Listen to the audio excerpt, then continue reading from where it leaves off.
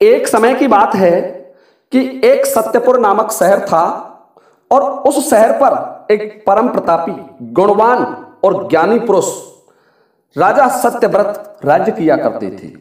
राजा बड़े धर्मनिष्ठ, प्रजापालक और प्रजा हितैषी थे। उनके राज्य में प्रजा बड़ी आनंद से रहती थी, बड़े सुखपूर्वक समय व्यतीत कर रही थी। उस राजा सत्यव्रत के 4 परम प्रतापी पुत्र पैदा हुए। जैसा राजा था ऐसे ही गुणवान उसके 4 पुत्र थे। प्रजा पालन में सबसे आगे रहते थे। अब देखिए श्रोताओं, एक दिन महाराज सत्यव्रत का बड़ा पुत्र अपने पिता से अनुमति लेकर के कि पिताजी, आज मैं देख करके आऊंगा कि अपनी प्रजा किस तरीके से रह रही है। राजा उसे आदेश दे देते हैं कि जाओ पुत्र, देखिए। तो राजा का बड़ा पुत्र अपनी प्रजा को देखने के लिए चल देता है। श्रोताओं, कुछ आगे चला तो देखता है कि एक बनखड़ में, एक जंगल में एक परम तपस्वी साधु बैठे हुए हैं और साधु के पास 4 बड़े सुंदर अश्व, जो कि जल थल गगन तीनों में समान गति से चल सकते थे, ऐसे 4 अश्व थे। जब उस राजकुमार ने उस तपस्वी को देखा तो उस तपस्वी के पास जाकर के उसे प्रणाम किया। साधु बोले कि कहो पुत्र, आप कौन हैं? तो वो कहने लगे कि गुरुदेव, मैं राजा सत्यव्रत का पुत्र हूं और मैं मेरी प्रजा को देखने आया हूं कि मेरी प्रजा किस स्थिति में रह रही है, मैं ये देखने आया हूं। तो जब उस साधु ने उस राजा के लड़के की बात सुनी तो साधु कहने लगा कि देखो पुत्र, मेरे पास 4 अश्व हैं। इन चारों में से आप एक अश्व ले सकते हैं और आप अपनी प्रजा का और जहां चाहें वहां तक भ्रमण करके आ सकते हैं, परंतु मेरी एक शर्त होगी। राजकुमार कहने लगे कि कहो गुरुदेव, आपकी क्या शर्त है?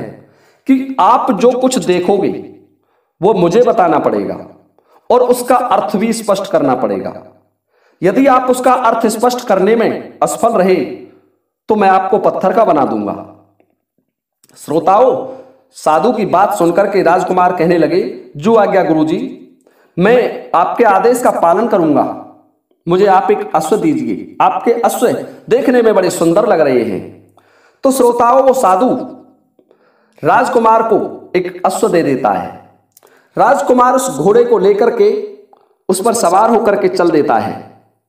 जब राजकुमार आगे चले तो क्या देखता है, एक बड़ा सुंदर सा खेत था। उसमें बड़े सुंदर फल और फूल लग रहे थे। खेत की चारों ओर से बाढ़ हो रही थी, बड़ी सुंदर बाढ़ थी उस खेत की। राजकुमार ने उस खेत को देखा और आगे बढ़ गए। श्रोताओं, घूमते घूमते राजकुमार को सांझ हो गया, सूर्यास्त हो गया। तो राजकुमार वापस लौटने लगे और जब वापस लौटा तो राजकुमार ने देखा कि वही खेत जो बड़ा सुंदर है, बड़े सुंदर फूल फल लगे हुए हैं, उस खेत की जो बाढ़ थी वह बाढ़ ही उसे खा रही थी। राजकुमार ने जब ये देखा तो उसके आश्चर्य का ठिकाना ना रहा। राजकुमार वापस लौटा और उसी साधु के पास आ गया और कहने लगा कि गुरुदेव, आपका घोड़ा बहुत सुंदर है, इसने मुझे बहुत दूर तक भ्रमण कराया, इसकी गति बड़ी तेज है। साधु बोले कि देखो बेटे, बात घोड़े की नहीं है, बात मेरी शर्त की है। मैंने तुमसे वायदा किया था कि तुम्हें जो कुछ तुमने देखा है वो मुझे बताना होगा। मुझे बताओ तुमने क्या देखा था। तो वो राजकुमार कहने लगा, गुरुजी, मैंने ये देखा था कि एक खेत था और उस खेत में बड़ी सुंदर बाढ़ लगी हुई थी और जब उधर से लौटा तो वही बाढ़ उस खेत को खा रही थी। खेत के जो डंडे लगे हुए थे पशुओं का रूप धारण करके उस खेत को खा रहे थे।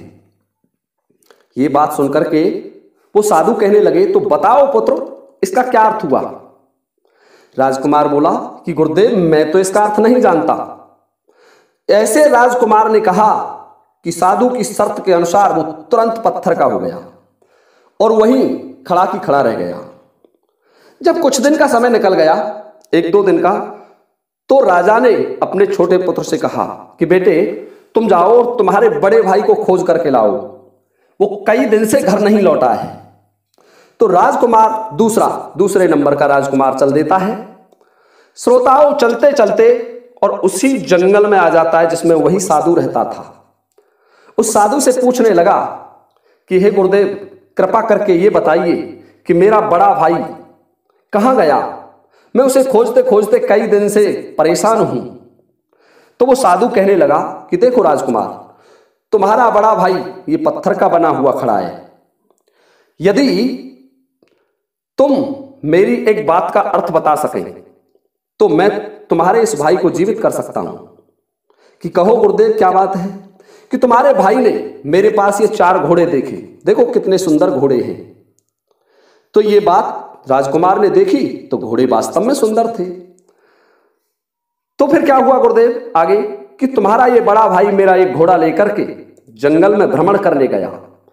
मेरी शर्त थी कि आप जो देखेंगे उसका अर्थ मुझे बताएंगे, और तुम्हारा भाई उसका अर्थ नहीं बता सका तो मेरी शर्त के अनुसार ये पत्थर का हो गया है। यदि तुम उस प्रश्न का उत्तर बता सको तो मैं इसे जीवित कर दूंगा। राजकुमार बात सुनकर के कहने लगा कि गुरुदेव कहो क्या प्रश्न है। तो साधु कहने लगे कि तुम्हारे भाई ने इस जंगल में एक खेत देखा था, बड़ा सुंदर फल फूलों से सुसज्जित खेत था, और उस खेत की बाढ़, उसके डंडे जो उसकी सुरक्षा के लिए लगे थे वही उस खेत को खा रहे थे। तो राजकुमार कहने लगे कि गुरुजी, मैं इस तरीके से नहीं समझ सकता, मुझे आप अपना एक घोड़ा दीजिए और मैं स्वयं देख करके आता हूं और तब आपको जवाब दूंगा।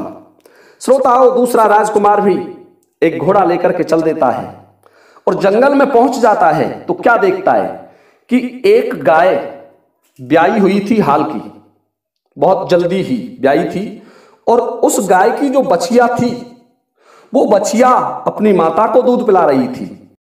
तो उसके आश्चर्य का ठिकाना ना रहा।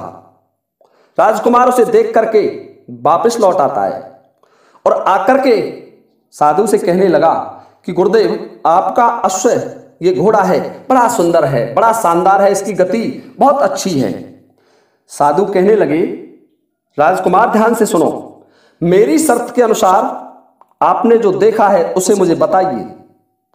तो राजकुमार कहने लगे, गुरुजी, मैंने देखा कि एक गाय जो हाल की ब्याई हुई थी और जो उसकी बछिया थी वो अपनी मां को दूध पिला रही थी। तो इसका अर्थ बताइए आप क्या है? साधु कहने लगे कि गुरुदेव, मैं तो नहीं बता सकता। जब राजकुमार ने यह कहा तो दूसरा राजकुमार भी पत्थर का हो जाता है। अब देखिए श्रोताओं, जब 2 दिन और निकल गए तो राजा सत्यव्रत को फिर चिंता सताने लगी। राजा सत्यव्रत ने अपने तीसरे नंबर वाले पुत्र से कहा कि बेटे, तुम्हारे 2 बड़े भाई न जाने कहां चले गए, तुम जाओ और उन दोनों को खोज करके लाओ। तो श्रोताओं, राजा सत्यव्रत का तीसरे नंबर वाला पुत्र चलता है और उनको खोजते खोजते उसी जंगल में उसी साधु के पास आ जाता है। साधु के वहां सुंदर घोड़े देखे तो राजकुमार का मन उन घोड़ों की तरफ आकर्षित हो गया।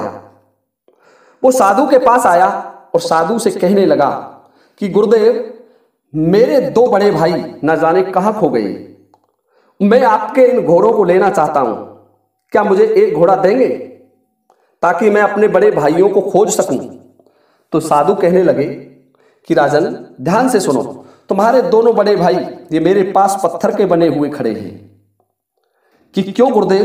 कि ये भी इसी तरीके से घोड़े लेकर के गए थे, पर मेरे घोड़ों की एक शर्त होती है, जो इन पर बैठकर जाएगा और जंगल में जो कुछ देखेगा वो मुझे बताना होगा और उसका अर्थ भी बताना होगा। यदि तुम्हारे दोनों भाइयों को जीवित देखना चाहते हैं तो मैं आपसे पूछूं, उन 2 प्रश्नों के अर्थ बता दीजिए। कि कहो गुरुदेव, क्या प्रश्न है आपकी? कि पहला प्रश्न, तुम्हारे बड़े भाई ने देखा था एक बड़ा सुंदर सुसज्जित खेत था जिसमें फूल फल लगे हुए थे और उसकी बाढ़ उस खेत को खा रही थी। दूसरा प्रश्न, तुम्हारे छोटे भाई ने देखा था एक हाल की ब्याई हुई गाय, एक गाय थी जो ब्याई हुई थी और वो अपनी बछिया का दूध पी रही थी। बताइए आप। राजकुमार कहने लगा कि गुरुदेव आप मुझे घोड़ा दीजिए, मैं वहीं जाकर के देखूंगा और तब आपके प्रश्नों का जवाब दूंगा, वहां समझ कर आऊंगा। गुरुदेव कहने लगे कि ले जाइए, आप मेरा एक घोड़ा ले जा सकते हैं।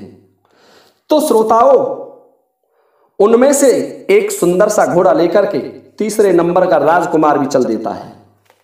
जंगल में गया, जब वापस लौट रहा था तो क्या देखा, एक व्यक्ति के सिर पर एक लकड़ियों का बहुत बड़ा गट्ठर रखा हुआ है और उसके दोनों हाथों में लकड़ी लगी हुई है और रास्ते से पड़ी हुई लकड़ियां और बीनने की कोशिश कर रहा है, लकड़ियां उठाने का प्रयास कर रहा है। उसे देख करके वह वापस आ जाता है और साधु उस राजकुमार से पूछने लगा कि कहो राजकुमार, आपने क्या देखा, बताइए। कि गुरुदेव मैंने देखा एक व्यक्ति जिसके सिर पर लक्कड़ों का गट्ठर रखा हुआ था, उसके हाथों में लक्कड़ लगे हुए थे और फिर भी वो मार्ग में से लकड़ियां उठाने की कोशिश कर रहा था। तो साधु कहने लगे कि बताओ राजन, इसका अर्थ क्या है। कि गुरुदेव मैं नहीं बता सकता। तो इतना कहा तीसरे राजकुमार ने, वह भी पत्थर का हो जाता है। जब 2 दिन का समय निकल गया और तो राजा ने विचार किया कि मेरे तीनों राजकुमार नहीं लौटे, तो इसलिए महाराज ने अपने चौथे सबसे छोटे राजकुमार को बुलाया और उससे कहा, पुत्र तुम जाओ और देख करके आओ कि तुम्हारे 3 भाइयों का क्या हुआ। तुम्हारे तीनों भाई आज तक नहीं लौटे, इसके पीछे क्या कारण है। श्रोताओं, चौथे नंबर का राजकुमार भी चल देता है और घूमते हुए उसी साधु के पास आ जाता है। संयोगवश साधु के आश्रम में पहुंच करके सोचा कि साधु को पता होगा, साधु से पूछता हूं। तो उस राजकुमार ने उस साधु को प्रणाम किया और कहने लगा कि हे गुरुदेव, मुझसे बड़े मेरे 3 भाई न जाने कहां भटक गए, क्या आप बता सकते हैं। तो साधु कहने लगे, अवश्य राजन, ये तीनों पत्थर की प्रतिमाएं देख रहे हैं आप, ये तुम्हारे 3 भाई हैं। कि क्यों गुरुजी, कि इनको मैंने पत्थर का बनाया है। कि इसके पीछे क्या कारण है कि इन्होंने यात्रा करने के लिए मुझसे घोड़े मांगे और मेरे घोड़ों की शर्त होती है कि जो आप देख करके आओगे उसे मुझे बताओगे और उसका अर्थ भी बताओगे। तो तुम्हारे भाई उन प्रश्नों का अर्थ बताने में असफल रहे, इसलिए पत्थर के हो गए। यदि आप इन तीनों के प्रश्नों का अर्थ बता दें तो तीनों जीवित हो जाएंगे। श्रोताओं, राजकुमार ने जब उस महात्मा की बात सुनी तो महात्मा से कहने लगे कि आप बताएं। तो चौथे नंबर का राजकुमार कहने लगा कि गुरुजी आप अपने प्रश्न बताएं। तो साधु ने अपने तीनों प्रश्न जो तीनों बड़े राजकुमारों ने देखे थे उस छोटे राजकुमार को बता दिए। तो छोटा राजकुमार, चौथे नंबर का राजकुमार कहने लगा कि गुरुजी आप अपना घोड़ा दीजिए, मैं देख करके आऊंगा, वह समझूंगा और तब आपको जवाब दूंगा। तो वो चौथे नंबर वाला राजकुमार भी एक घोड़ा लेकर के उस जंगल को चल देता है। तो जब जंगल में उधर से लौट रहा था तो देखता है कि 7 कुआं बने हुए हैं और उनके बीच में एक कुआं है। तो राजकुमार ने देखा कि पहले उस बड़े कुएं ने, जो बीच में कुआं था, उसने उन 7 कुआओं को भर दिया और जब उस कुआं को आवश्यकता पड़ी, बड़े कुआं को, तो वो 7 कुआं मिलकर उस कुआं को नहीं भर पाए। तो ये बात देख करके राजकुमार को बड़ा आश्चर्य हुआ कि इस एक कुआं ने इन 7 कुआओं को भर दिया और 7 कुआं मिलकर के एक कुआं को नहीं भर पाए। तो श्रोताओं, वह वापस लौट आता है। साधु पूछने लगे कि बताओ राजन, आपने क्या देखा। कि गुरुजी मैंने देखा कि 7 कुआं थे और उनके बीच में एक कुआं था। उस एक कुआं ने उन 7 कुआओं को भर दिया, परंतु हे गुरुदेव, वो 7 कुआं मिलकर के उस एक कुआं को नहीं भर पाए। तो साधु कहने लगे कि मेरी शर्त अनुसार आप बताइए इसका अर्थ क्या होता है। कि गुरुजी ये रहस्यमय अर्थ है, इसे मैं नहीं जानता। और इतना कहा तो छोटा चौथे नंबर वाला राजकुमार भी पत्थर का हो गया। जब 2 दिन निकल गए तो स्वयं राजा मन में विचार करने लगे कि ना जाने राजकुमारों पर कौन सी बड़ी आपत्ति आ गई, इसलिए मैं स्वयं चलता हूं। तो महाराज स्वयं सत्यव्रत घोड़े पर सवार होकर के चल देते हैं अपने राजकुमारों की खोज में। खोजते खोजते 1-2 दिन बाद संयोगवश उसी जंगल में आ जाते हैं। वहां उस परम तपस्वी साधु को देखा तो राजा ने विचार किया कि साधु को पता होगा। तो राजा ने साधु को प्रणाम किया और प्रणाम करने के बाद साधु से कहा कि हे गुरुदेव, मेरे 4 पुत्र इस क्षेत्र में कहीं खो गए हैं। मैंने प्रजा की सुरक्षा के लिए उन्हें भेजा था, देखभाल के लिए भेजा था, पर ना जाने वो अब तक मेरे पास वापस नहीं पहुंचे। क्या आपको कुछ पता है? तो साधु कहने लगे, अवश्य राजन, ये 4 पत्थर की प्रतिमाएं तुम्हारे ही राजकुमार हैं। जब राजा ने ये सुना तो कहा, गुरुदेव ये कैसे हुआ? कि राजन, ये मेरे 4 घोड़ों को ले लेकर के गए थे और मेरे घोड़ों की शर्त थी कि जो ये देखेंगे उसे मुझे बताएंगे और फिर उसका अर्थ भी बताएंगे, परंतु तुम्हारे राजकुमार जंगल में इन्होंने जो कुछ देखा उसको बताने में असफल रहे, उसका अर्थ नहीं बता पाए और इसलिए मैंने इन्हें पत्थर का बना दिया। यदि आप 4 प्रश्नों के जवाब दे दें तो हे राजन, ये 4 पुत्र जीवित हो जाएंगे और यदि आप चाहें तो घोड़ा ले जा सकते हैं और जंगल में देख करके स्वयं आ सकते हैं। तो राजा सत्यव्रत परम ज्ञानी थे, कहने लगे कि हे साधु महाराज, आप मुझे अपने प्रश्न बताएं, मैं जंगल में नहीं जाऊंगा, यही जवाब दूंगा। तो पहला प्रश्न साधु पूछते हैं कि राजन, तुम्हारे बड़े पुत्र ने देखा था कि जंगल में एक बड़ा सुंदर खेत है, उस खेत में फल फूल लगे हुए हैं और जो खेत की सुरक्षा के लिए बाड़ लगाई गई थी, डंडे गाड़े गए थे, कुछ समय बाद उन डंडों ने पशुओं का रूप धारण किया और उस खेत को खा गए। तो बताओ राजन।